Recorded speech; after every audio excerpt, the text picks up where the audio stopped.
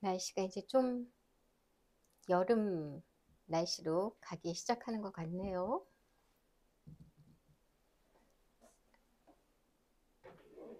오늘은 참 나른한 오후입니다.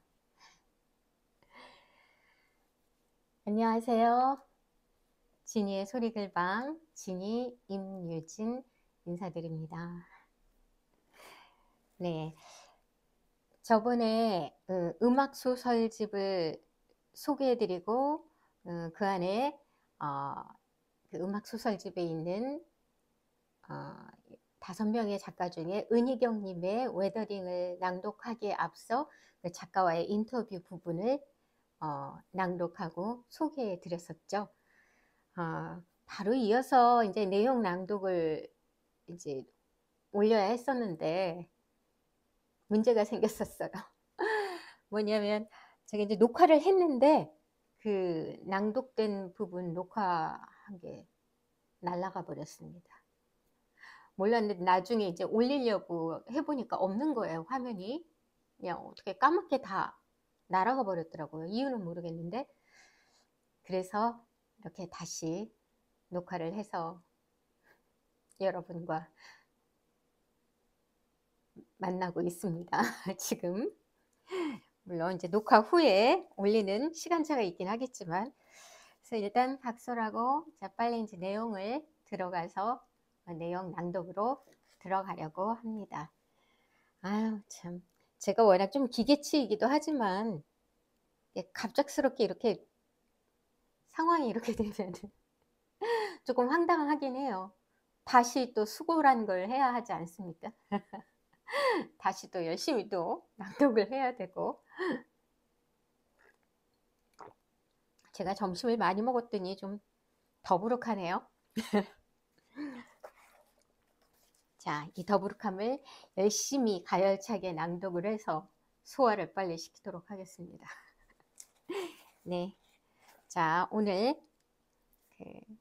90년대 중반에 스타 작가로 자리를 매김한 은희경님의 작품 웨더링, 날씨 아이라는 Weathering with You에서 제목을 따왔고요. 왜 웨더링이라고 이 소설 제목을 정하였는지 뭐 이런 부분은 이제 제가 내용을 낭독을 하고 나면 들으시는 분들 이 채널을 이렇게 좀 나들이를 하러 오셨든 아니면 구독하시는 분들 뭐 각자 여러분의 다 어떤 생각이 있을 텐데요. 저는 저 나름대로 이렇게 낭독을 하고 또 이제 그 부분에 대해서도 뭐 이렇게 간단하게 얘기를 해도 좋을 것 같고요. 네, 그렇습니다. 자, 이제 낭독하겠습니다.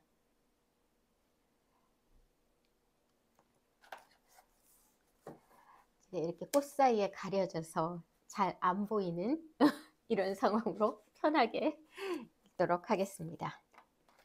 자, 은희경의 웨더링.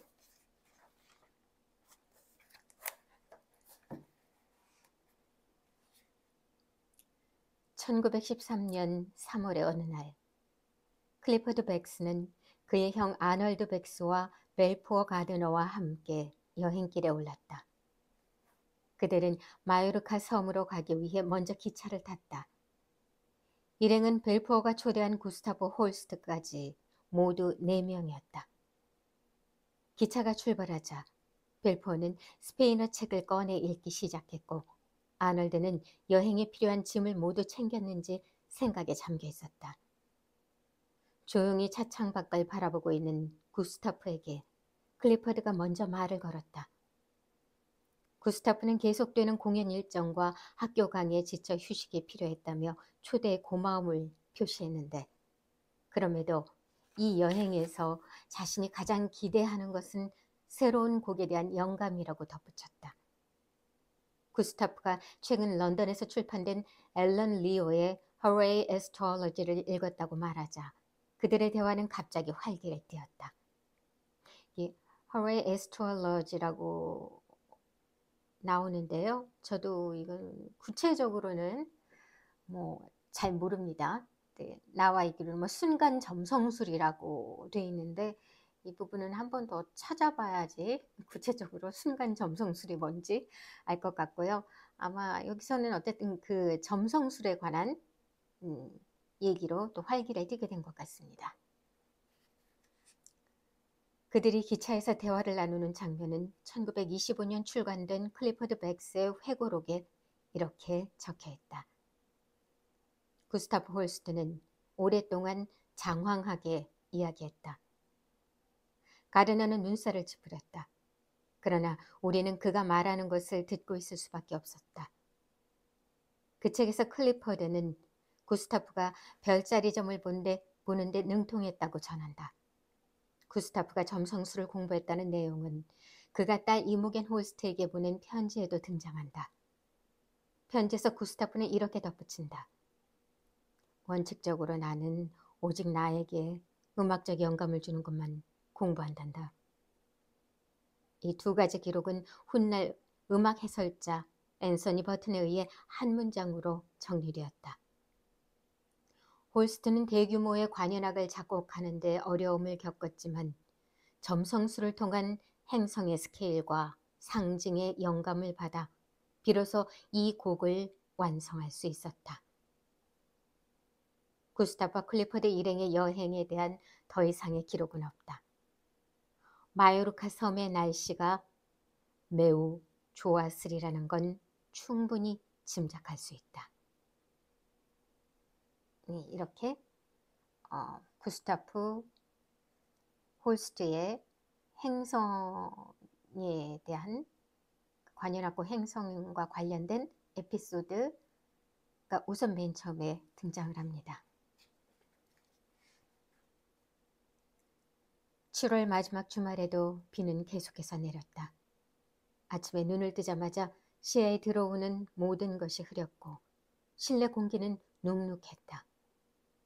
기욱은 침대에서 내려와 막 물걸레질을 마친 것처럼 끈적이는 마룻바닥을 밟으며 창가로 다가가서 거리를 내려다보았다. 우산을 쓴 사람들의 움직임에서는 하나같이 외출하기 싫은 날에 마땅찮은 서두름이 느껴졌다. 발과 어깨가 차갑게 젖고 누군가가 가까이 오는 게 싫어지는 날씨였다. 공연장을 찾는 사람도 많지 않을 것이다. 그래도 서둘러야 했다. 기욱이 기차 출발 시각을 한 번 더 확인하기 위해 스마트폰을 켠 것은 서울역으로 가는 택시 안에서였다. 티켓의 날짜를 읽는데 뭔가 좀 이상하다고 느껴졌다. 예매가 당일이 아닌 다음날 날짜로 되어 있었다. 4시간 뒤면 GC의 시립도서관 무대에 서 있어야 하는데 내일 출발하는 승차권이라니. 기욱은 등받이에 기댔던 몸을 벌떡 일으켰다. 승차권 예매를 클릭해보니 애초에 그가 타려고 했던 기차의 좌석이 딱 한 자리 남아 있었다. 7C, 통로 쪽이고 역방향, 게다가 4인석이었다. 결제 버튼을 누른 다음 기욱은 곧바로 스마트폰을 껐다. 다행이라는 생각보다는 짜증이 먼저 일었다. 그다지 하고 싶지 않은 일을 하러 가는데 그 여정마저 꼬이게 만들었다는 건 두 가지로 해석할 수 있다. 그만두어야 할 때가 왔고 그 사실을 무의식적이나마 스스로도 감지하고 있다는 뜻이다. 지방 행사에 갈 때면 그는 기차의 맨 뒷자리를 선택하곤 했다. 사람들로 둘러싸이는 느낌이 싫었기 때문이다. 기차를 탄 뒤에도 되도록 옆 사람과 공유하는 가시거리를 차단하기 위해서 언제나 책을 읽거나 창밖에 시선을 두었다. 하지만 이번에는 그럴 수가 없다. 창가 자리도 아닌데다 역방향에서는 멀미 때문에 책도 읽기 어려울 것이다. 꼼짝없이 사람들이 빼곡히 들어찬 기차의 가운데 자리에 모르는 사람들과 마주 앉아 2시간을 여행해야 한다. 그 생각을 하자 비오는 주말에 지방 일정이 더욱 내키지 않았다. 기차에 올라탄 기욱이 자리로 다가가면서 먼저 본 것은 7D 좌석에 앉은 사람의 정수리였다. 희끗희끗하게 머리가 센 노인이었다. 기욱은 행사용 정장에 들어있는 작은 캐리어와 메신저백을 선반에 올려놓은 뒤 자리에 앉았다. 형식적인 눈인사라도 나누려 했지만 노인은 창밖으로 시선을 향한 채 경칠할 것도 없는 플랫폼의 풍경에서 눈을 떼지 않았다. 무채색 줄무늬 남방 셔츠와 면바지 차림에 샌들을 신었는데 발 옆에는 포트폴리오백 같은 크고 납작한 검은색 가방이 세워져 있었다. 그 모든 것이 조금씩 젖어 있었다. 기욱의 시선이 비어있는 두 개의 앞좌석을 향했다. 4인석에 딱 하나 남아있던 7C 좌석이 잠시도 못 떨어질 만큼 할 말이 많은 일행셋과 함께하는 게 아니라는 것만으로도 최악은 면한 셈이었다. 사실 기욱이 특히 견디기 힘들어하는 것은 두서없이 섞여 들려오는 사람들의 목소리였다. 인선과 준이가 그 자리에 와서 앉은 것은 청량리역을 지나 상봉역에서였다. 양손에 각각 우산과 테이크아웃 종이컵을 든 그들은 둘 다 검은색 옷을 입고 있었다. 인선은 미니 원피스에 레인 부츠를 신었고 준이는 반소매 블라우스와 정장 바지 차림이었다. 인선이 활달하고 세련돼 보인다면 좀 더 젊은 쪽인 준이는 내성적이고 꼼꼼한 인상을 주었다. 그들이 자리로 다가오는 모습을 보며 기욱은 자신이 택시 안에 우산을 놓고 내렸다는 걸 깨달았다. 창가 자리를 인선에게 양보하고 기욱의 맞은편 자리에 앉은 준이는 잠시 어색한 표정을 지었다. 두 사람이 나란히 앉을 수 있는 곳이 그 자리뿐이라 예매를 했는데 앞좌석과의 거리가 생각보다 좁았던 것이다. 부고를 들은 게 어제 저녁이었으니 어쩔 수 없는 일이었다. 빈소에 다녀오라는 팀장의 문자는 준이가 약을 처방받으려고 병원 대기실에 앉아 있을 때 왔다. 방금 상담 의사에게서 되도록 밝은 생각을 하고 즐거운 자리에 자주 가라는 충고를 들은 참이었다. 만약 인선이 같이 가겠다고 하지 않았으면 지방까지 문상을 가는 일은 훨씬 힘든 여정이었을 것이다.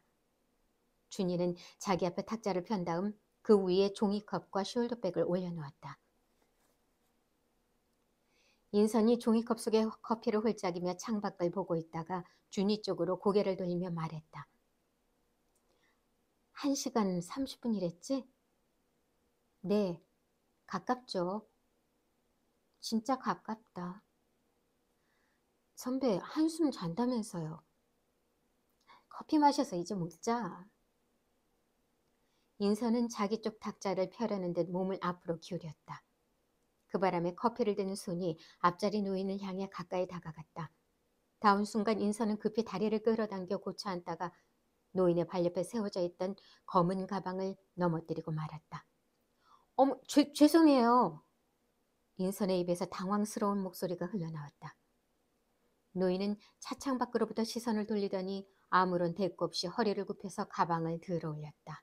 그러고는 무릎 위에 놓고 지퍼를 열어 가방 안에서 A3 크기의 크고 두툼한 클리어 파일을 꺼냈다.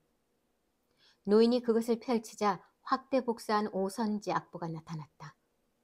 기욱의 눈이 재빨리 고개 제목을 스캔한 것은 몸에 밴 습관이기도 했지만 무심코 봐도 눈에 들어올 만큼 글씨가 컸기 때문이었다. 그것은 악보라는 걸 안 순간 기욱이 넘겨짚었듯 취미교실 색소폰이나 포크 기타를 위한 것이 아니었다. 관현악곡 풀스코어였다.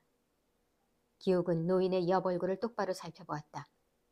창 쪽으로 고개를 돌리고 있을 때는 알아채지 못했지만 어딘가 눈에 익은 얼굴 같기도 했다. 탁자를 펴드릴까요? 노인에게 말을 걸며 기욱은 또 한 번 그의 얼굴을 유심히 바라보았다.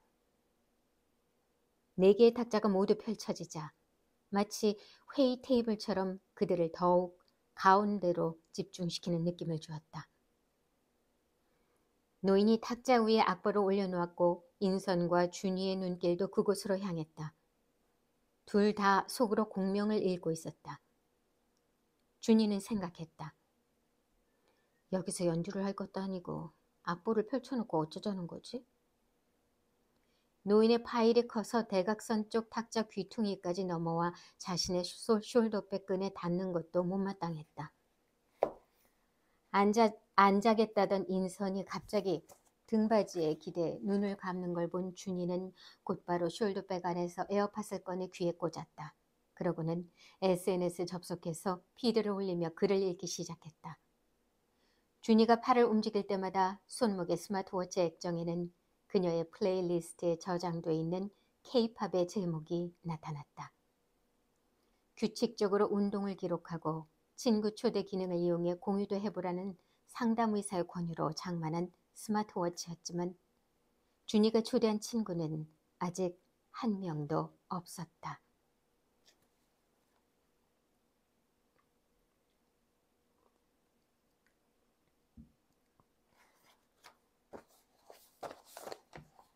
다음 소제목 전갈자리 인선의 별. 눈을 감고 있었지만 인선이 잠을 청하는 건 아니었다. 자신이 왜 문상을 가고 있는지 생각하는 중이었다. 홍보팀에서 함께 일했던 후배의 부친상이었는데 인선은 부서를 옮긴 지 오래였으므로 굳이 가지 않아도 될 자리였다. 준이가 함께 가겠냐고 물어왔을 때 거절하지 않은 것은 헤어진 옛 연인 때문이었다. 몇 년 전 회사를 그만두고 고향인 지시로 내려간 그는 부친상을 당한 후배의 팀장을 지냈었다. 그 후배와 준이, 인선 모두 같은 팀이었던 시절이었다. 인선은 당시에 친밀했던 분위기로 보아 그가 동양이기도 한 후배의 부친상에 나타날지도 모른다고 생각했다. 그렇다고 해도 거기에서 그와 인선이 마주칠 확률은 얼마나 될까? 하지만 어젯밤 확인해 본 대로라면 전갈자리와 천칭자리 별의 움직임이 나쁘지 않았다. 인선에게는 그 정도만으로도 우연을 기대할 만큼 미련이 남아있었고 그것은 종종 자기 암시로 이어졌다. 인선이 노인의 악보에 적혀있는 공명을 보고 깜짝 놀란 것은 당연한 일이었다. 오래전 출장길에 뉴욕 링컨 센터에서 그와 함께 들은 음악이었던 것이다. 음악회에 갈 때는 직장 동료 사이였지만 그날 이후, 아니 정확히 말하면 이틀 뒤부터 연인이 되었으니 각별한 의미가 담긴 곡이었다. 그 음악의 공명을 누군가 인선의 눈앞에 펼쳐 보여준다면 그것은 일종의 계시가 아닐 수 없었다. 옛 연인을 만난 확률이 급상승하여 100% 수렴하는 게 느껴진 인선은 뛰는 가슴을 진정시키기 위해 등받이에 머리를 기대고 눈을 감았다. 뉴욕 출장은 좀처럼 오기 힘든 기회였다. 인선에게는 첫 번째 외국 출장이기도 했다. 인선은 바쁜 일정을 쪼개야 하는 귀한 개인 시간에 음악회에 가겠다는 그를 따라 나설 마음이 처음에는 전혀 없었다. 클래식 음악도 연주에도 관심 밖이었다. 낯선 도시를 혼자서 돌아다닐 자신이 없었으므로 연주회장 근처의 콜럼버스 서클에서 쇼핑이나 할 생각이었다. 하지만 연주 시간이 52분밖에 되지 않으며 태양계의 7행성에 관한 곡이라서 나사의 동영상이 배경으로 펼쳐진다는 그의 설명에 마음이 움직였다. 작곡가가 점성술의 영향을 받아 곡을 만들었다는 것이 결정적이었다. 인선이 막 별자리점에 재미를 붙여서 만나는 친구들마다 사주를 묻곤 하던 시기였던 것이다. 음악회가 1시간 정도라면 굳이 따로 동선을 정할 필요가 없겠다고 인선이 말하자 그는 안심한 듯 싱긋 웃었다. 그때만 해도 인선은 그가 한 장은 버릴 셈치고 값비싼 티켓을 2장 예매해 놓았다는 데에는 생각이 미치지 않았다. 인선은 처음 가본 연주회장의 분위기에 압도되었다. 높은 천정과 샹들리에, 기하학적인 벽의 아름다운 요철, 관람 관객석의 조용하고 격식 있는 설렘과 소곤거림까지, 비어있는 오케스트라 단원석의 촘촘한 의자들 넘어 벽 뒤에서 각자의 악기를 조율하는 소리는 인선에게 작은 전율을 일으켰다. 마침내 연주가 시작된 순간에는 얼굴의 피부가 팽팽하게 잡아당겨지는 느낌이었다. 수많은 악기들이 번갈아 등장했다가 사라지면서 그 사이로 선율과 리듬이 자유롭게 춤을 추듯이 드나들었다. 불길한 흐름이 옆구리 쪽에서 서서히 밀려드는가 하면 군대 행진을 연상시키는 단속적이고 무자비한 소리의 소나기가 머리 위에서 갑자기 쏟아져 모든 것을 덮어버렸다. 다음 순간에는 그것들의 파편을 굉음이 휘감으며 쓸어가 버렸고 다시 어딘가에서 긴박한 외침이 솟아올라 또 다른 무너짐을 불러일으켰다. 무대 뒤의 대형 화면에는 화성의 움직임과 함께 전쟁을 가져오는 자라는 자막이 떠 있었다. 인선은 화성이 양자리와 전갈자리의 지배자라는 걸 생각해냈다. 마지막 부분에 이르러 모든 악기들이 앞다투어 절정을 향해 갈 때 머릿속에서 저절로 전쟁의 이미지가 흘러갔고 인선은 자신이 음악에 완전히 귀가 트였다고 생각했다. 졸음이 밀려든 것은 바로 다음 악장부터였다. 그리고 평화로운 템포의 음악이 흘러나오면서 눈꺼풀이 조금씩 무거워지더니 어느 순간부터 걷잡을 수 없게 잠이 쏟아졌다. 이제 음악은 덩어리로 뭉개진 채 악기가 내는 소리의 형태로만 간간히 귀에 들어왔다. 잔뜩 눈에 힘을 준 채로 무대 영상을 노려보았지만 금성의 느린 움직임은 전혀 도움이 되지 않았다. 손에 든 팸플릿이 미끄러져 떨어지려는 찰나 가까스로 말아준 것도 여러 번이었다. 잠깐이나마 잠에서 깨어난 것은 사악장 목성의 연주가 울려 퍼질 때쯤이었다. 어딘지 귀에 익다고 생각했는데 텔레비전 9시 뉴스의 시그널 뮤직으로 오랫동안 들어온 선율이었다. 하지만 그 효력마저 오래가지 못했다.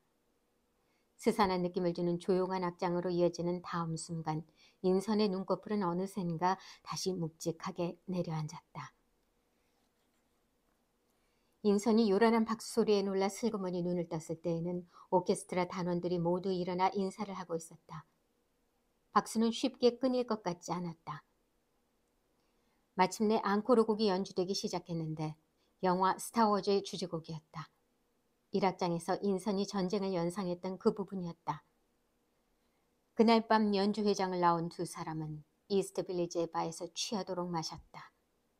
스타워즈 시리즈를 한 번도 본 적 없다는 그는 인선이 늘어놓는 영화 이야기를 흥미로워했다. 음악에 대한 이야기는 하지 않았다. 만약 그가 감상을 물었다면 인선은 뉴스 시그널 뮤직과 영화 OST밖에 떠올리지 못했을 것이다.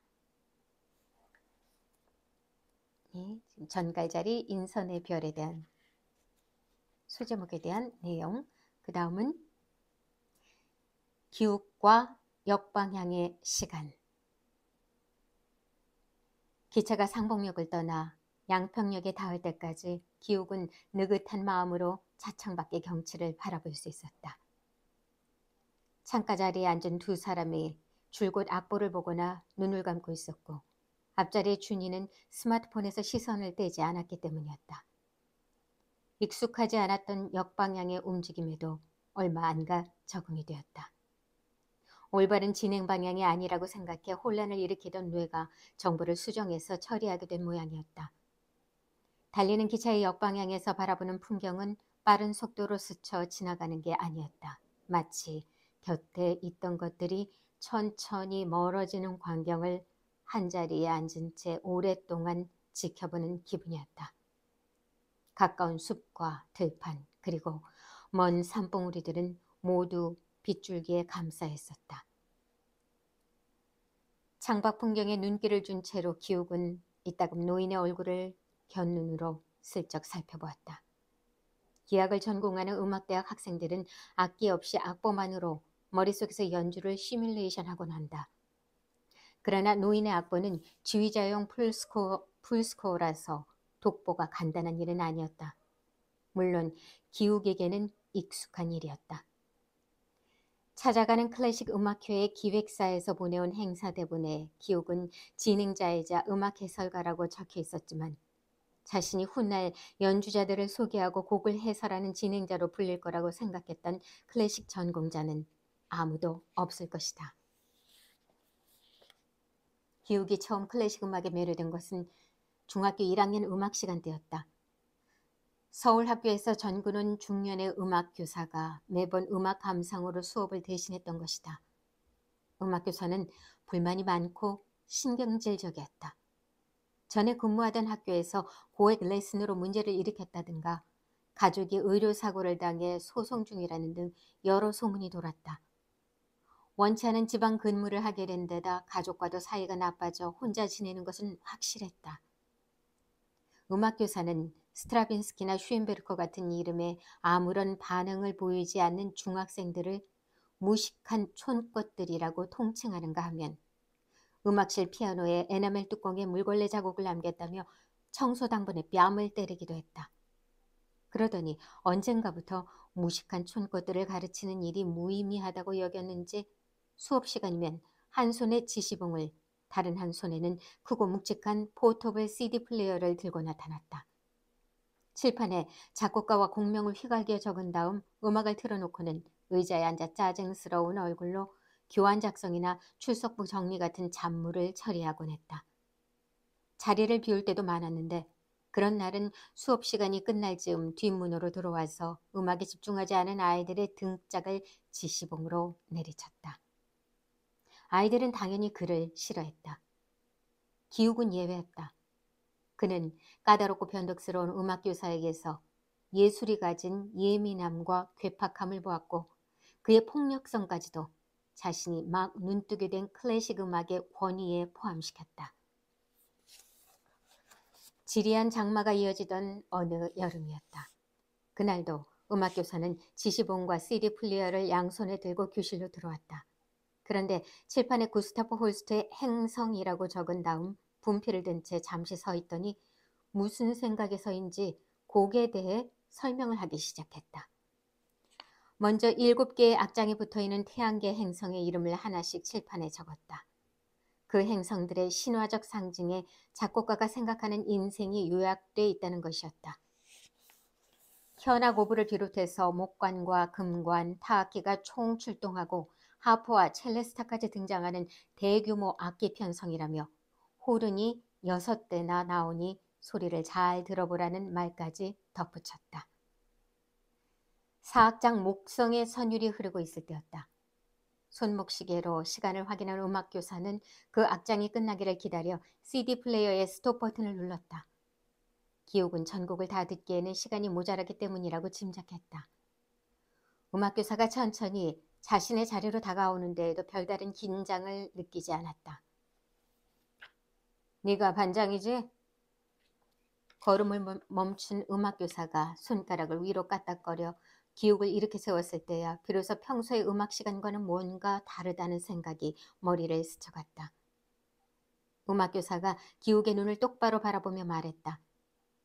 태양계 행성 이름을 대봐. 다짜고짜 던지는 질문에 기욱은 잠시 의아한 표정을 지었지만 이내 머릿속으로 수, 금, 지, 화, 목, 토, 천, 해, 명을 떠올리며 또박또박 대답했다. 음악교사의 질문이 이어졌다. 이번에는 방금 들었던 음악의 악장 제목을 차례로 말해보라는 거였다. 기욱은 음악교사가 칠판에 휘갈겨 쓴 글씨를 보며 7개의 행성 이름을 하나하나 읽어나갔다. 화, 금, 수, 목, 토, 천, 해의 순서였다. 음악교사가 다시 입을 열었다. 2가지가 뭐가 다르지? 지구하고 명왕성이 없어요. 기욱의 대답에 음악교사는 짜증스러운 표정을 지으며 지시봉으로 칠판 쪽을 가리켰다.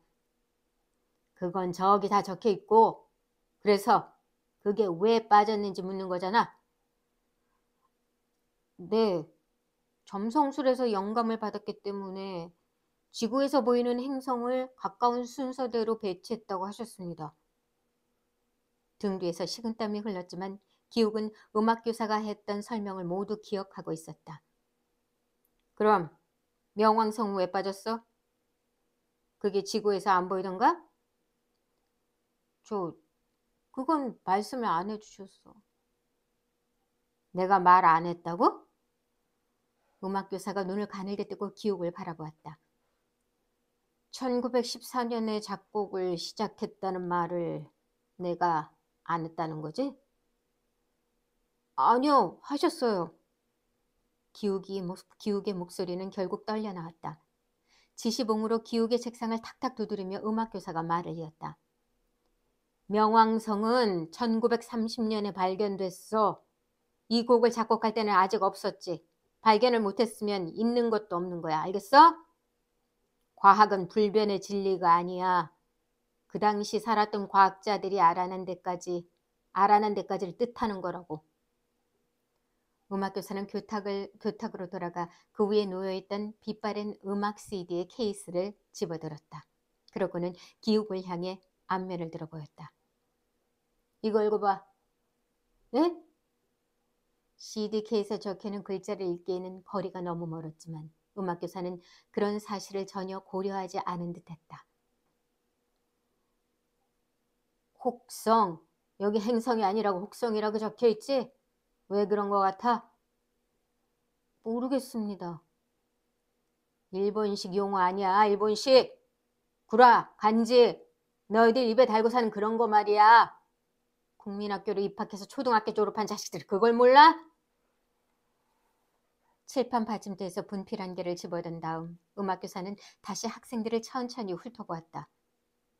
이걸 뭐라고 부르지? 교실 안은 무거운 침묵 속에 잠겨 있었다.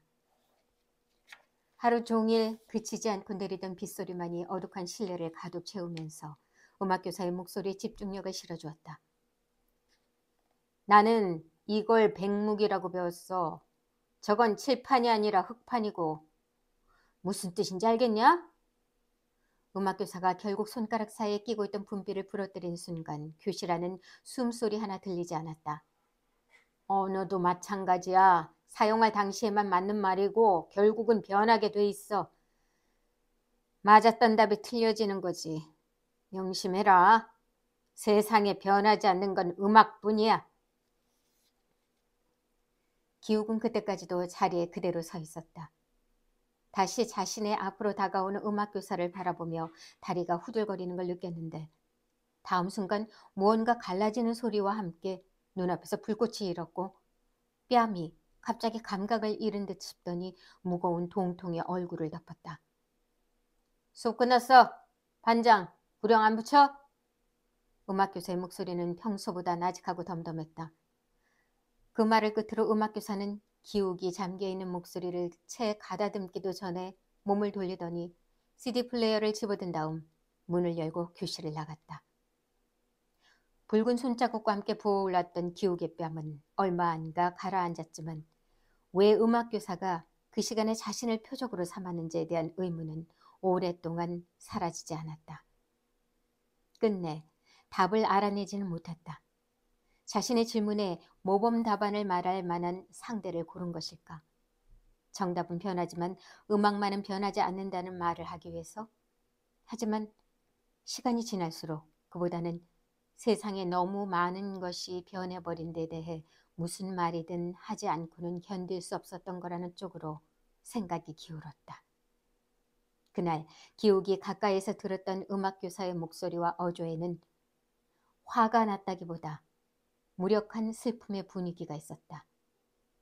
화는 아무에게나 냈지만 슬픔은 아무에게나 보일 수 없었던 것일지도 모른다.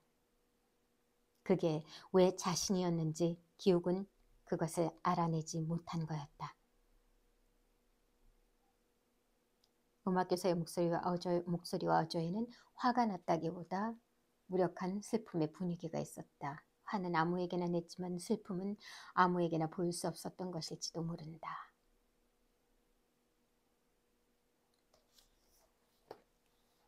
다음 소제목 기차 안에 낯선 사람들. 양평역에 정차했을 때 인선은 눈을 떴다. 습도가 높아서 통로에 오가는 승객들의 소리가 크게 느껴지는 데다 다들 젖은 우산을 처리하느라 부산스러웠다. 선배 좀 잤어요?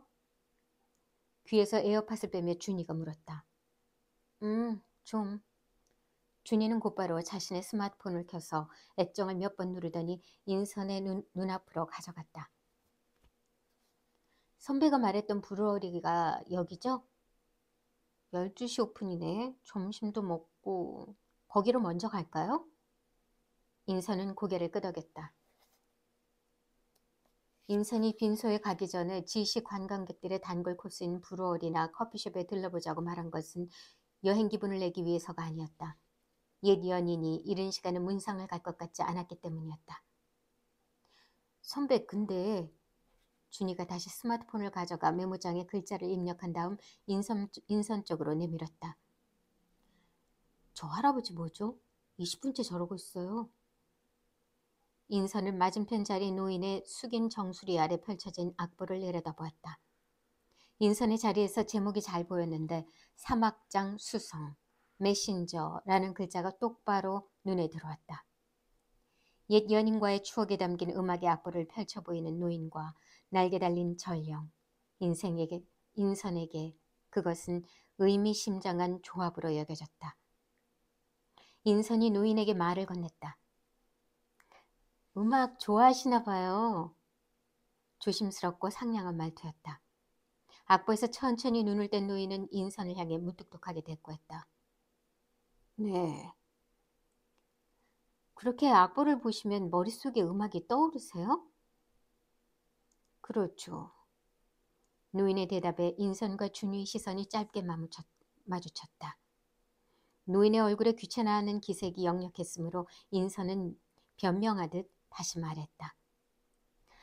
제가 클래식 음악 잘 모르는데 이 곡은 알거든요. 신기해서요.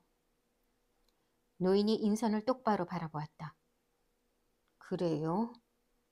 네, 저 음악회 처음 가서 들었던 곡이에요. 좋은 곡이죠. 노인이 고개를 끄덕였다. 이번에는 노인이 인선에게 물었다.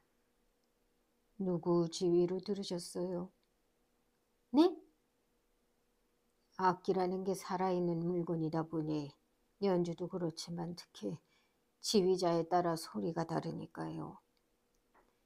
인선은 당연히 지휘자를 기억하지 못했다. 연주에 다녀온 뒤 그 곡을 다시 찾아 들어본 적도 없었다. 하지만 노인의 말에 최대한 예의 바르게 대꾸했다. 아, 그럼 누구 지휘가 좋은가요? 한번 들어보려고요. 나는 대체로 마음에 안 들어서 이렇게 악보를 들어요. 노인은 자신이 내뱉은 말의 뜻을 설명하듯 덧붙였다. 나이가 들면 소리를 듣는 게 느려져서 나한테 맞는 속도로 찾게 되는 거요. 시간을 이겨내는 사람은 없으니까. 인선의 시선이 노인의 캐주얼한 차림새와 잘 손질된 흰머리에 잠시 머물렀다. 혹시 음악 관련 일을 하세요? 인선의 물음에 노인은 곧바로 대꾸했다. 아니요, 바닷가에서 장사합니다. 노인의 말투에 무안을 주거나 비꼬는 기색은 없었지만 인선은 왠지 화제를 잘못 꺼낸 듯한 기분이 들었으므로 짐짓 말을 돌렸다. 그럼 서울에서 일 보고 집에 내려가시나 봐요. 노인의 표정은 덤덤했다. 요양원에 형님 만나보고 돌아가는 길이에요. 시간이 얼마 안 남았다고 해서. 아, 네. 더 이상 대꾸할 말을 찾지 못한 인선을 바라보며 노인이 말했다.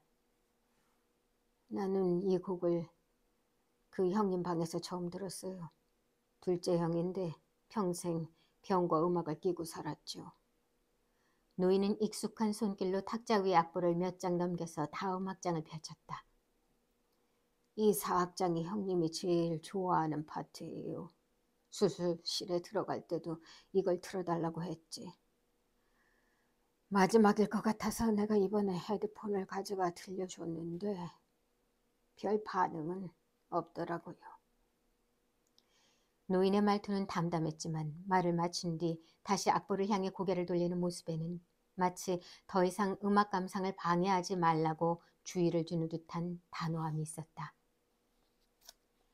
두 사람의 대화에 귀를 기울이며 준이는 계속 차창 밖을 바라보고 있었다.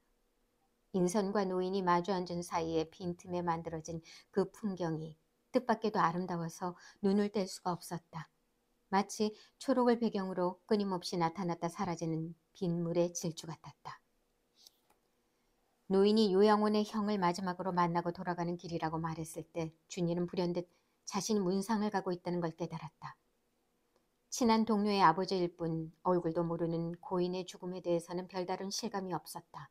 하지만 앞자리에 앉은 노인이 요양원 면회실에서 소리조차 잘 듣지 못하는 형의 머리에 헤드폰을 씌워주는 모습을 상상하자 어쩐지 마음이 먹먹해졌다. 준이가 다시 에어팟을 귀에 꽂고 스마트폰을 켠 것은 노인의 악보에 있는 음악을 검색해보기 위해서였다. 무엇보다도 인선이 클래식 음악에 대해 아는 것도 뜻밖인데 음악회까지 갔었다니 한번 들어보고 싶었다. 준이는 유튜브 앱에서 노인의 악보에 있는 작곡가와 곡명을 검색했다. 그런 다음 피드 맨 앞에 올라와 있는 쇼츠를 들어보았지만 음악을 제대로 감상하기도 전에 금방 1분이 지나버렸다. 그녀는 제대로 된 연주를 듣기로 마음먹고 썸네일 영상을 훑어내려가기 시작했다. 그 중에서 BBC 프롬스의 연주를 선택한 것은 조회수도 높았고 매우 재능 있는 젊은 오케스트라의 좋은 지휘자, 머리카락 숱이 많은 오케스트라를 보는 즐거움이 있다라는 유머러스한 댓글 때문이었다. 그러나 연주자들의 얼굴이 근거리에서 촬영된 그 영상은 오히려 초보자의 집중을 방해했다. 할 수 없이 애플뮤직 앱으로 들어가 검색창에 다시 작곡가와 곡명을 입력했다. 노인의 형이 수술실에 들어가기 전 죽음의 문 앞에서 선택했다는 사악장을 먼저 들어볼 생각이었다. 본격적으로 음악을 듣기 전에 준이가 인선에게 물었다. 선배, 와이파이 돼요? 코레일 와이파이 접속 안 했어? 노인과 대화를 끝낸 뒤 다시 창밖을 바라보며 생각에 잠겨있던 인선은 시큰둥하게 대꾸했다. 했어요. 근데 자꾸 끊겨. 프리 말고 CQ도 있는데 그건 비번이 있어야 하나 봐요. 말을 마친 준이는 아까부터 계속 태블릿 PC에 눈길을 주고 있는 맞은편 자리에 기욱을 흘끗 바라보았다. 양평역에서 인선이 준이와 이야기를 나누기 시작하자 기욱은 차창에서 시선을 거두었다. 얼굴 방향 때문에 자칫하면 인선과 눈이 마주칠 수도 있었다. 브로리에 간다는 그들의 대화 내용이 귀에 가까이 들려왔다. 기욱은 자리에서 일어나 선반에 올려놓은 메신저백 안에서 태블릿 PC를 꺼냈다.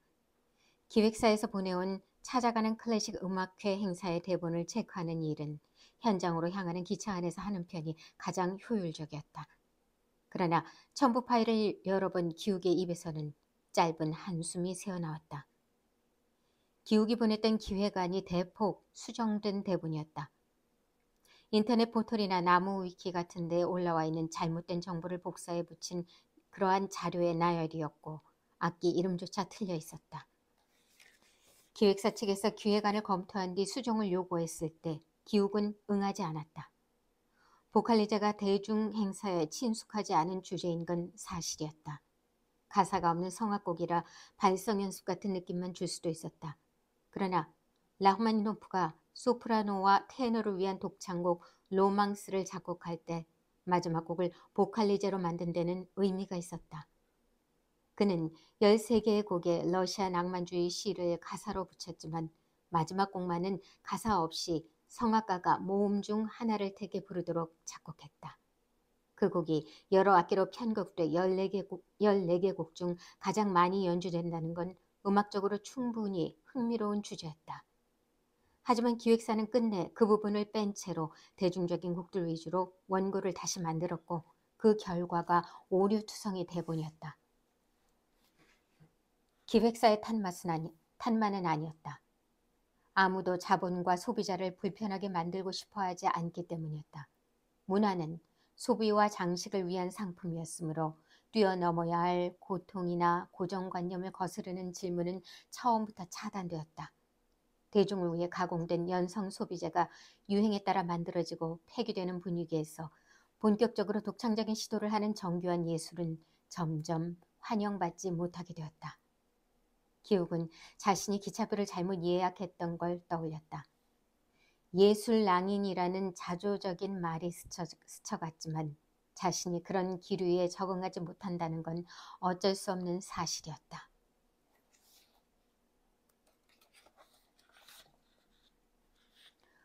음악 좋아하시나 봐요. 인선이 노인에게 말을 걸었을 때 기욱은 마치 기다렸다는 듯 태블릿 PC에서 눈을 뗐다. 인선과 노인 사이에 오가는 말을 귀담아 들으며 기욱의 시선은 몇 번인가 노인의 얼굴에 머물렀다. 여러 가지 점에서 25년 전 음악교사의 얼굴과 겹쳐 보였기 때문이었다.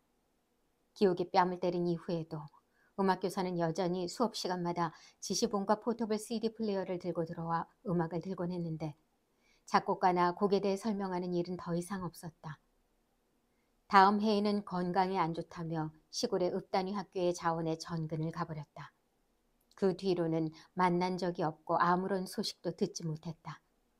게다가 기욱의 눈에 노인들의 얼굴은 다 비슷해 보였으므로 오래전 알았던 사람의 나이든 얼굴을 알아보는 건 무리였다. 하지만 나이가 얼추 맞아떨어졌고 그 연배에 클래식 음악을 가까이 한다면 거리가 조금 좁혀지는 느낌이었다. 무엇보다 소리에 훈련되어 있는 기욱이 포착하기로 목소리에서 느껴지는 독특한 분위기에 공통점이 있었다. 노인이 인선에게 대꾸한 마지막 말이 특히 귀에 남았다. 배타적인 냉소가 느껴지면서 어딘지 무력감이 깃든 그 억양에는 어떤 특징이 있었는데 그것은 음색이라기보다 주파수의 변주에 가까웠다. 440Hz인 A를 기준으로 한다면 평소의 일상적인 발성보다 약간 낮게 들리는 소리, 음악교사의 어조와 비슷하게 느껴졌던 것이다.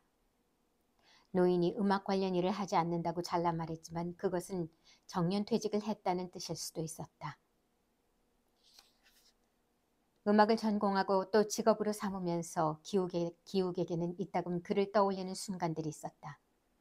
대학생 때 명왕성이 태양계의 9번째 행성에서 떨어져 나가 외행성이 되었다는 뉴스를 보고 충격을 받은 것도 음악교사의 말이 생각나서였다. 국제천문연맹의 결정에 따라 태양계의 행성은 8개가 되었고 홀스트의 행성은 다시 지구를 뺀 모든 행성을 포함하는 곡이 되었다. 하지만 음악이 그런 과학자들의 분류에서 영향을 받는 건 아무것도 없었다. 음악교사의 말대로였다. 기욱은 음악교사의 이름을 정확히 기억하고 있었다. 하지만 노인에게 물어서 확인할 마음은 전혀 없었다. 희박한 확률로 음악교사가 맞다 하더라도 자신을 알아보기를 결코 원하지 않았다. 그 다음에 벌어질 의례적인 인사의 절차 못지않게 과거의 자신을 환기시키는 일 자체가 싫었던 것이다. 그것은 그 결과로 기욱이 도달한 현재를 드러내는 일이기도 했다. 물론 그런 일은 일어나지 않을 거라고 기욱은 생각했다. 노인 쪽에서 기욱을 기억할 확률이 낮았고 또 기욱이 틈틈이 관찰해봤자 노인은 다른 사람에게 전혀 관심을 보이지 않았다. 계속해서 악보에만 집중했고 둔내역을 지날 때쯤 그의 주머니 안에서 진동음을 내보내는 스마트폰을 꺼내 문자를 한 번 확인했을 뿐이었다.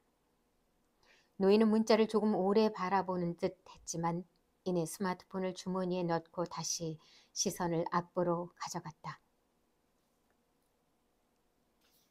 기욱은 통로를 향해 몸을 돌리고 등받이에 상체를 기댔다. 태블릿 PC를 끌어당겨 잠금 화면을 해제하려는 기욱의 귀에 인선과 준이의 대화가 들려왔다. 준이가 인선에게 와이파이 비밀번호를 묻고 있었다.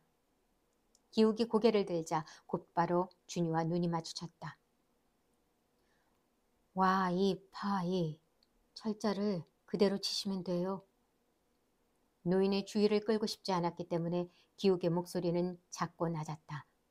조금 뒤 기욱은 준이가 탁자에 한쪽 팔꿈치를 올려 턱을 괸 채 진지한 표정으로 에어팟 소리에 집중하는 것을 보았다. 팔을 움직이자 준이의 스마트워치 액정에 재생되고 있는 곡의 제목이 나타났다. 기욱은 준이가 노인과 같은 음악을 듣고 있다는 걸 눈치챘는데 그것은 기차의 4인석에 마주 앉아 1시간을 함께 온 여행자들에게는 자연스러운 일이었다. 기차가 강원도에 들어서면서부터 골짜기에 녹색이 짙어지고 빗발도 더욱 굵어졌다. 비 오는 날 조도가 낮은 오전 기차의 객실안은 조용했다. 잠든 사람도 많았다. 비에 젖은 실록 속을 뚫고 달리는 기차 안에서 인선은 목적지에 가까워지기보다는 나온 곳으로부터 계속 멀어지는 기분이 들었다. 기억 너머에서 닫혀있던 문이 하나씩 열리듯 옛 생각이 하나하나 떠올랐다. 예대인이 보낸 마지막 이메일은 내용으로만 보면 담백한 안부 편지였다. 해발 1000m가 넘는 지시의 안반태기 고원에서 찍었다는 별 사진이 첨부돼 있었는데 그 아래에 거리를 자로 재지 못할 바엔 아득하면 되리라 라고 적혀 있었다. 검은 하늘 가득 흩뿌려진 수많은 별들은 너무나 멀고 희미하고 아름다웠다. 사진을 한참 동안 바라보고 있던 인선은 불현듯 그것이 작별을 통보하는 편지라는 걸 깨달았다. 가까이에서 빛나던 두 별의 인연이 다시 아득한 밤하늘로 되돌아간 거였다. 연주회가 끝나고 관객들로 붐비는 링컨 센터의 로비를 나오며 그는 인선에게 마음에 드는 악장이 있었냐고 물었다.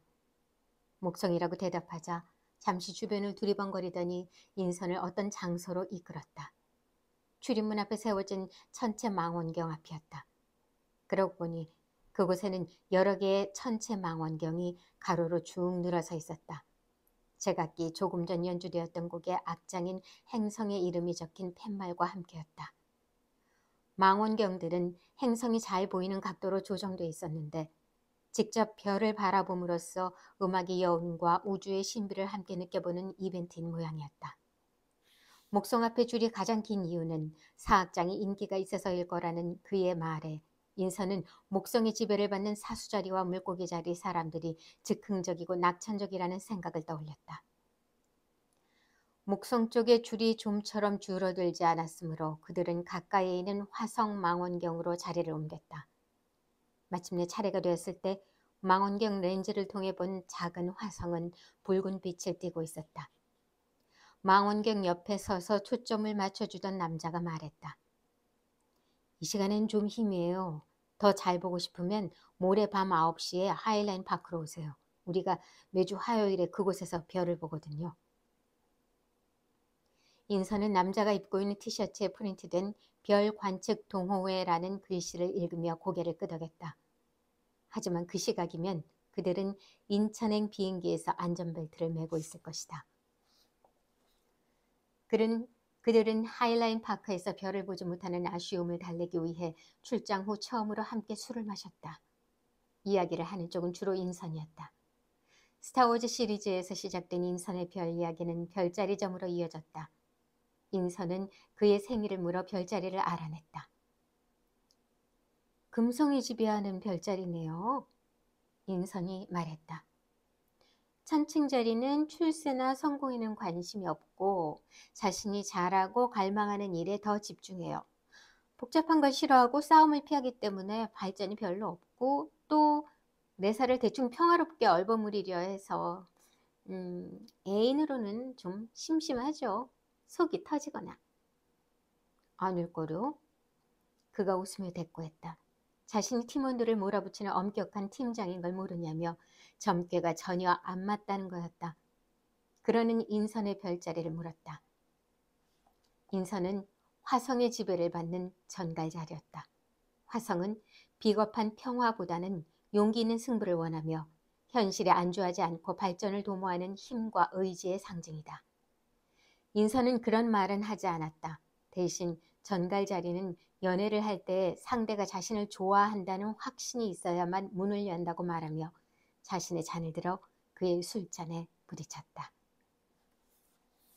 이틀 뒤 출장에서 돌아오는 비행기 안에 그들은 누가 보기에도 연인 같았다.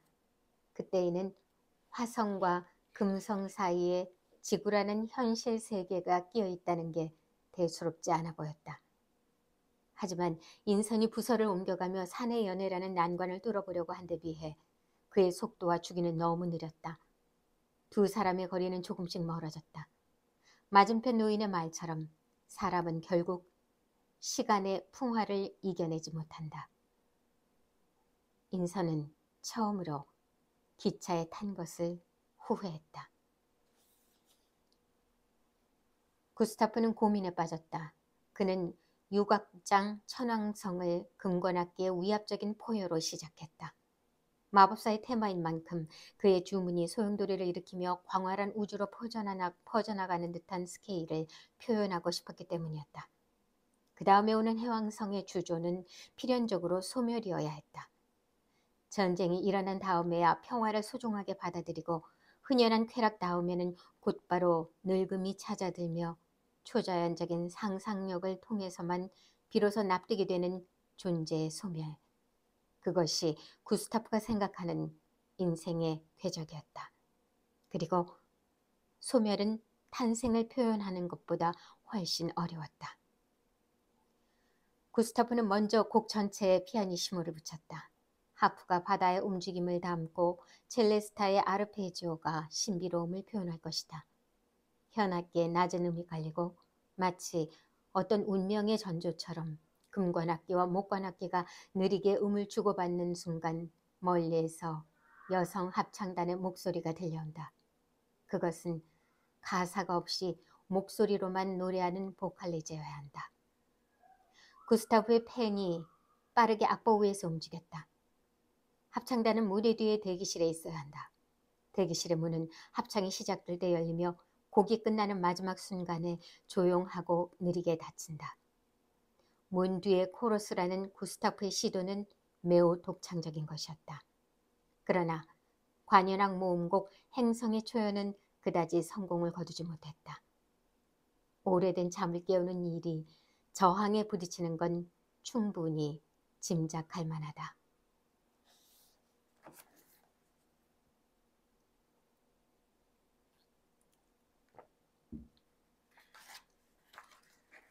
다음, 문 뒤에 코러스를 듣는 준이. 준이는 완전히 음악에 몰입해 있었다. 시시각각 변해가는 초록을 담은 채 빗속을 흘러가는 창밖의 풍경 때문인지도 몰랐다. 빗속을 파고드는 음악이 마치 숲과 빗줄기와 바람의 연주 같았다. 자신은 그곳에 처음으로 초대받은 작은 아이처럼 느껴졌다. 준이는 다시 또 노인의 병든 형을 떠올렸다. 평생 좋아했던 음악이 귓가에 닿는데도 아무것도 듣거나 느낄 수 없는 상태라니 그것은 세상과 영원히 작별하기 위해 거쳐야 하는 암전의 전 단계 같은 게 아닐까. 삶에서 죽음으로 건너갈 때 거치는 장소가 있다면 그것은 지금 자신이 흔들리는 기차 안에서 바라보는 풍경 같을 거라는 생각도 들었다. 초록으로 물든 먼 들판과 숲, 그것들이 빗줄기의 베일에 덮여서 희미하게 멀어져가는 모습이 묘하게도 준이로 하여금 다른 차원의 시간을 떠올리게 만들었다. 마지막 악장이 시작된 것은 기차가 진부역을 지날 즈음이었다. 잠시 아무런 소리도 들리지 않아 곡이 다 끝났나 싶을 때 불현듯 들릴 듯 말 듯 몽환적인 음악이 흘러나왔다. 준이는 이내 그 신비로운 고요함에 빠져들었다. 그러나 여성들의 합창이 조용히 등장하는 순간 갑자기 눈물이 난 것까지는 예상하지 못한 일이었다. 벽 너머 먼 곳에서 들려오는 듯한 그 소리는 노래라기보다 주문 같았다. 너무나 낯설고 부드럽고 신령스러워서 자신의 몸이 창밖에 펼쳐지고 있는 소멸의 풍경 속으로 사라져버리는 상상을 불러일으키기에 충분했다. 한 손을 들어 눈가를 닦아내는 준이의 기척에 인선이 고개를 돌렸다. 왜 그래? 아무것도 아니에요. 준이는 가볍게 손을 내저었다. 에어팟을 귀에 낀 채로 대답하는 준이의 목소리가 제법 컸기 때문에 기욱은 그쪽을 건너다보지 않을 수 없었다. 움직이는 준이의 팔목에서 스마트워치 화면이 밝아지며 음악이 끝났음을 알리고 있었다. 기욱은 스마트폰을 켜서 시간을 확인한 다음 자신의 탁자를 접었다. 인선과 준이도 자리를 정리하기 시작했고 노인의 탁자가 맨 마지막으로 접혔다. 기차는 지시의 역에 정차하기 위해 조금씩 속도를 줄였다. 비는 여전히 폭우에 가까웠고 기차가 멈추면서 더욱 기세를 떨쳤다. 기차에서 내리려는 승객에게 거센 빗줄기는 더 이상 풍경이 아니었다. 우산이 없는 기욱은 잠시 난감한 표정을 지었다. 편의점이라도 찾아봐야 할 것 같았다. 그때 노인이 포트폴리오 가방의 포켓에서 저비용 우산을 꺼내 건네더니 묻는 표정으로 바라보는 기욱에게 말했다. 난 필요 없어. 서울로 다시 올라가야 해서. 조금 전에 형이 떠난 모양이야. 노인은 마치 잘 아는 사람에게 하듯 반말로 말하고 있었다. 기욱이 대꾸했다. 당장 표가 있을까요? 내일도 일요일이라 힘들 텐데. 다음 순간 기욱의 머리에 갑자기 한 가지 생각이 스쳐갔다. 좀 쉬시고 내일 오후에 올라가세요. 저한테 표가 있어요. 창고에 가면 바꿀 수 있을 거예요. 기욱은 노인의 눈을 똑바로 바라보았다. 죽음의 소식을 받아들이는 무력한 슬픔에 대해서라면 이미 익숙하다는 듯한 표정이었다. 인선과 준이는 서로 눈이 마주쳤다. 둘이 아는 사이였어? 라는 뜻이었다. 영문을 모르겠다는 듯 눈을 크게 떠보이는 인선에게 준이가 말했다. 선배, 우리 브루어리 말고 음악회 갈까요? 지금 지도 앱에서 인기 스팟 찾으니까 장례식장 근처 도서관에서 클래식 음악회를 한다더라고요. 시간도 대충 맞아요. 아니야. 인선이 고개를 저었다. 낮술 마셔. 날씨도 딱 좋은데. 준이가 웃으며 대꾸했다. 맞아요. 완벽한 날씨죠.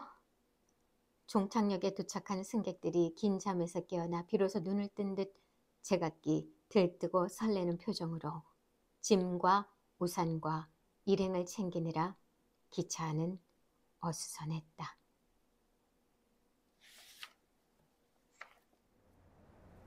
와, 날씨가 정말 변덕이 죽을 듯하네요. 뭐 오늘 오전까지만 해도 흐렸고 어제는 굉장히 스산해서 몸이 좀 컨디션이 제가 말씀드렸죠. 제 날씨에 굉장히 후회를 많이 받는 사람이라고. 네, 으스스한 날씨 때문에 이 바이오리듬이 별로 안 좋았었어요. 어제는. 그런데 오늘은 또 오후 되니까 다행히 이렇게 볕이 들고 좋아졌습니다. 따뜻하고. 따뜻하다기보다는 좀 후덥하네요. 이제 뭐 여름의 후덥함이 시작이 되나 싶어요. 그래서 제가 워낙 아이스 커피를 잘 안 마시는데 아이스 커피를 하나 동네 카페에서 하나 사가지고 야외로 나왔습니다. 앞서서 맨 처음 이 음악 소설집의 그 웨더링, 은희경의 그 인터뷰 부분을 소개를 해드렸고, 이제 그 다음으로는 이 웨더링의 본격적인 내용 낭독을 해드렸죠. 제가 한번 언급을 했지만 그 은희경님이 인터뷰하는 그 부분에 그 어떤 타이틀이 별, 기차, 날씨, 그리고 시간이라고 되어 있어요.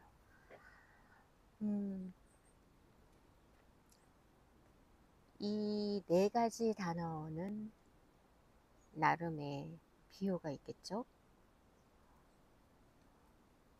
별은 어떤 그 점성술과도 조금 연계되어진 그 어떤 운명적이고 운명적인 그런 어떤 인연, 그런 부분을 나름 대유한다고 할까요? 비유하고 상징하는 하나의 단어일 수 있겠고, 기차라고 한다면 어떤 그 공간적인 부분이잖아요. 기차가 어떤 우연한 그 만남이 되든 아니면 의도적인 만남이 되든 어떤 그런 인연들이 엮여서 결국은 교차점이 되는 어떤 한 공간이면서 또 딱 그 지점인 거죠.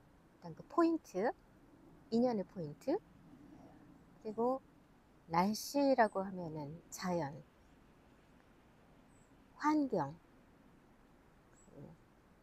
끝없이 생성하고 소멸하는 어떤 우주의 변화무쌍한 것을 대표하는 그런 날씨.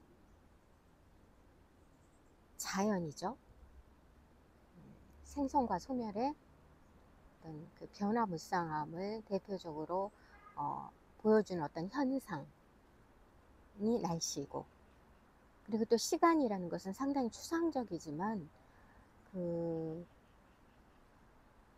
어떤 이 모든 그런 별, 기차, 날씨가 대표하는 그런 모든 것들의 생성과 소멸을 대표하는 그런 모든 그 엮여진 그런 단어들에 있어서 어떤 그 추상적인 하나의 대표적인 그 단어, 모든 것을 아우를 수 있는 생성과 소멸을 대표하는 그런 단어는 시간이 아닐까 합니다. 시간이라는 건 실상 존재하는 건 아니죠. 상당히 추상적인 개념이지만 느껴지는 것도 글쎄요. 뭐 시간이 흘렀다 느껴지는 것 자체가 뭐지 피부로 느끼는 건 아니잖아요. 날씨처럼 몸이 피부로 느낀다거나 어떤 기차의 어떤 공간을 직접적으로 어떤 촉각이건 시각으로 볼 수 있다거나, 별도 그렇고요. 시간은 그런 개념이 아니에요. 하지만 추상적인 이 개념이 또 많은 것을 또 포함합니다. 특히 이 음악이라는 소재의 엔솔로지로 볼 때 음악은 이 시간과 굉장히 밀접한 관계를 가지고 있죠. 음악은 흐르잖아요. 어떻게 보면 동사예요. 음악이라는 단어 자체는 명사이지만 음악의 속성은 상당히 그 생물적입니다. 동사. 어떤 시간의 흐름이 있어요. 미술 작품 같은 경우에는 시간의 흐름이 아니고 어떤 그 시간을 박제하는 느낌이지만 음악은 흐름이 있단 말이죠. 다시 그 음악을 어떤 그 레코딩한 것을 다시 듣는다 하더라도 그것 또한 시작과 끝이 있고 어떤 그 생성과 소멸, 그 시간이라는 단어하고 뗄래야 뗄 수 없는 게 또 음악이기 때문에 아마 이 소 제목을 별, 기차, 날씨, 그리고 시간이라는 어떤 인터뷰의 어떤 단어들을 대표해서 보여준 게 아닌가 싶은 잠깐 그런 생각도 해봤고요. 그러면 이 작가는 이 음악이란 음악 엔솔로지의 그 웨더링이라는 제목을 왜 만들었을까? 음악의 소재는 그 구스타프 홀스트의 행성이었어요. 행성을 기본 소재로 해서 만든 작품인데 제목은 웨더링입니다. 웨더링. 날씨와 관련된 것인데 웨더링이에요. 웨더도 아니고. 결국 이 끊임없이 변화하는 그런 자연의 어떤 속성, 그리고 그 속에서 인간이 느끼고 또 만들어가고 또 살아가는 어떤 그런 부분을 과 좀 연결지어진 게 아닐까 이런 생각도 해봤고요. 그리고 이 소설의 특징은 맨 처음에 구스타프 홀스트의 어떤 에피소드가 먼저 제시가 됩니다. 그 구스타프 홀스트의 그 여행이죠. 계획하진 않았지만 나름 어떤 이렇게 저렇게 인연이 닿아서 생각지 않게 하게 되었던 그런 여행. 그 여행의 어떤 공간이 또 기차 아닙니다. 기차 아니고 또 그 속에서 어떤 등장하는 인물은 또 4명이에요.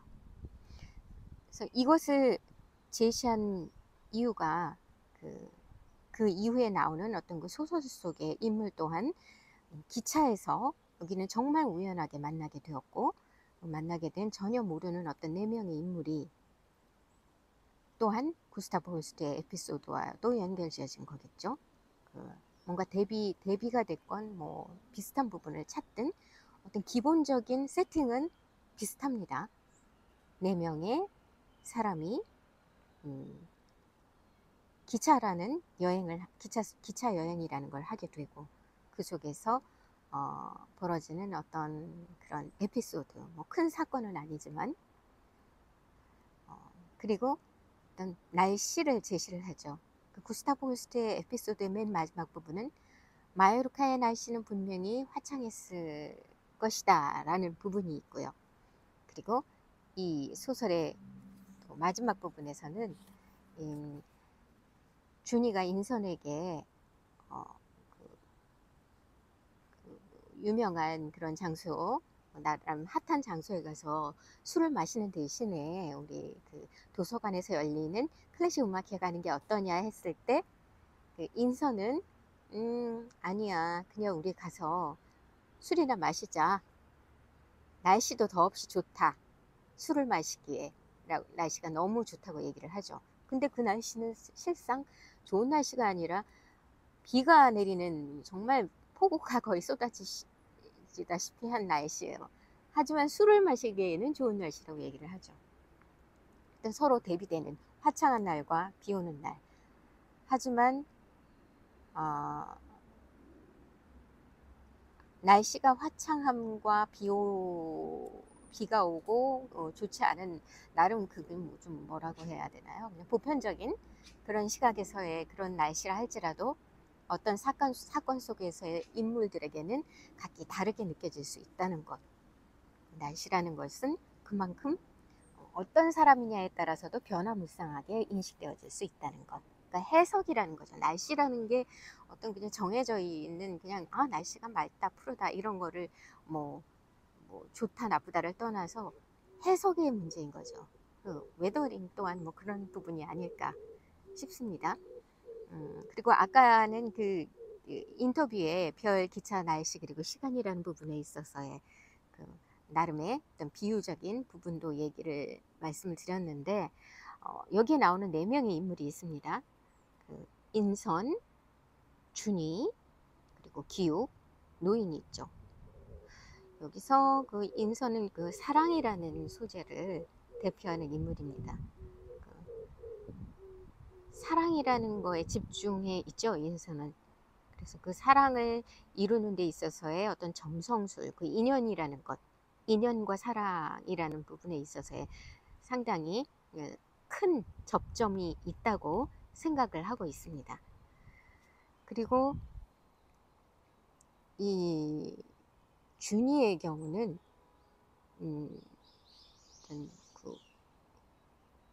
우선 준이보다는 기욱을 먼저 얘기를 하죠. 기욱의 경우에 있어서는 그 꿈이라든가 의지 이런 부분과 좀 관련이 있어요.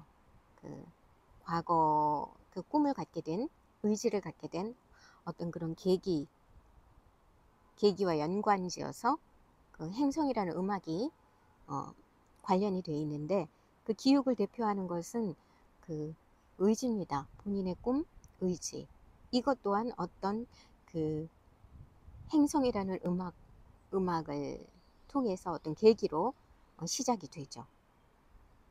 그리고 또 죽음이라는 단어 또한 여기 화두로 등장할 수 있습니다. 죽음이라는 또 단어가 등장을 하게 되죠. 그 부분은 바로 이 노인과도 관련이 되어 있습니다. 이 노인의 그 형의 죽음과도 관련이 되어 있죠. 결국 죽음이라는 부분. 그리고 마지막으로 이 준이는 구원이라는 단어하고도 관련이 되지 않을까. 준이는 전혀 어떤 클래식 음악에 큰 관심을 갖고 있지 않다가 어떤 노인의 어떤 그 악보를 펼쳐들고 마치 그 직접 그 음악을 듣는 것과도 같이, 그리고 그 음악을 통해서, 그리고 또 기욱 또한 그 행성이라는 그 음악을 통해서 그 노인과 그리고 과거의 어떤 그 음악 선생님과 어떤 그 중첩되는 그런 부분을 통해서 관심을 갖게 되고 그런 호기심의 그 시발점을 통해서 준이는 적극적으로 음악을 듣게 됩니다. 찾아서 휴대폰으로 그 행성이라는 구스타프 홀스트의 그 관현악곡을 찾아 듣게 되죠. 근데 예기치 않게 그 음악을 통해서 상당한 감명을 받게 돼요. 특히 이 무대 뒤에 합창의 부분의 어떤 건 하이라이트, 여성 합창을 통해서 상당한 감명을 받게 되고 자기도 모르게 눈물을 흐르게 됩니다. 흘리게 됩니다. 결국 어떤 구원이라는 단어와도 어떤 구원, 진리라는 부분, 궁극이라는 부분, 그런 부분과도 어떤 이렇게 비유될 수 있는 그런 인물, 그런 것을 대표할 수 있는, 그런 것을 추구할 수 있는 그런 인물로서 어떤 비유되는 부분이 있지 않나 생각이 돼요. 사랑의 인연을 통한 사랑과 관련된 인선, 꿈과 의지와 관련된 기후, 죽음을 화두로 되어지는 노인, 그리고 구원과 진리의, 그리고 또 좀 더 적극적으로 어떤 안내자, 결국 안내자라는 게 어떤 사건의 앞으로의 안내자가 될 수도 있는 그런 중의의 역할, 구원, 뭐 이런 부분을 대표해서 나오는 게 아닐까. 구체적으로 정말 이런 역할을 한다기보다 나름의 어떤 그런 그 캐릭터라고 해야 할까요? 그 본인들이 갖고 있는 역할이라고 할 수 있겠죠. 네, 그런 부분을 보여주는 게 아닐까 하는 생각을 해봅니다. 여기서 이 노인은 정말 기욱이 이 음악을 하게끔 만들었던 과거의 그 까칠한 음악 선생님인지 아닌지는 확인되어지지 않아요. 하지만 그 마지막 부분에 그 반말을 한 부분에서 뭐 그럴 수도 있겠다라는 추측이 되죠. 그러니까 뭔가 열린 결말. 그러니까 앞으로 그 뒤의 관계는 어떤 인연에 의해서든 어떤 의도에 의해서든 또 엮여질 수 있는 부분이겠죠. 그 부분은 이 작가가 말한 것처럼 어떤 그 각자의 그 페르소나에 맞게 혹은 이 작품을 읽는 그런 독자의 상상력에 맡겨서 아마 이렇게 열려진 결말로 마무리한 게 아닌가 하는 그런 생각도 듭니다. 제가 처음에 말씀드렸던 것처럼 은희경님의 제가 새해 선물로 은희경님에게 상당한 어떤 굉장히 그 친밀감을 느꼈다고 말씀드렸잖아요. 이 새해 선물을 글쎄요, 이게 장편이기 때문에 다 낭독은 하지 못하더라도 나름 요약을 해서 한번 낭독을 해보는 것도 저 나름의 어떤 다시 되씹어보는 그런 나름의 어떤 과정을 또 이렇게 만들 수 있지 않을까, 뭐 그런 생각이 들어서 또 낭독을 하면서 좀 다루게 될 수도 있을 것 같아요. 네, 일단 그것은 좀 열려둔 결말로 그냥 해두고, 자, 이렇게 해서 음악 앤솔로지, 음악 소설집에 있는 은희경 작가의 웨더링이라는